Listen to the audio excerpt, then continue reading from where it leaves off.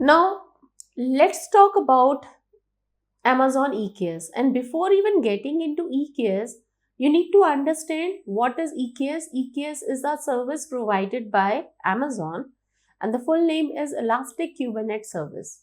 What is Kubernetes? Kubernetes is an open source software which you can use to deploy and manage your container application at a scale. Remember, in ECS, we are just calling about 2 or 3 compute services. What about if I need a cluster of server? Okay, what if I need to decide that how that cluster of server is going to control pin? Because when we talk about the Kubernetes, we are talking about a huge volume of services we are providing, where I'm running maybe a big data analysis or machine learning kind of a component, which required always up and running. There is not a single piece of scope of failure in there.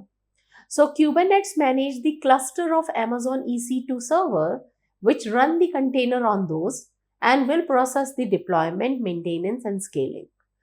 Let's talk about the EKS. If you take a look on this particular diagram, EKS is helping you to provide a very highly available secure cluster which automate your key tasks such as patching, node provisioning, updates, and all.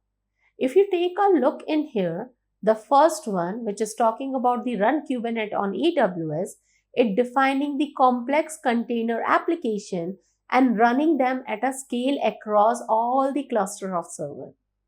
When we talk about streamlessly moving the application, here I am talking about that provisioning of your EKS cluster can be either done on a serverless platform using the Fargate or using the server based model using the Amazon EC2.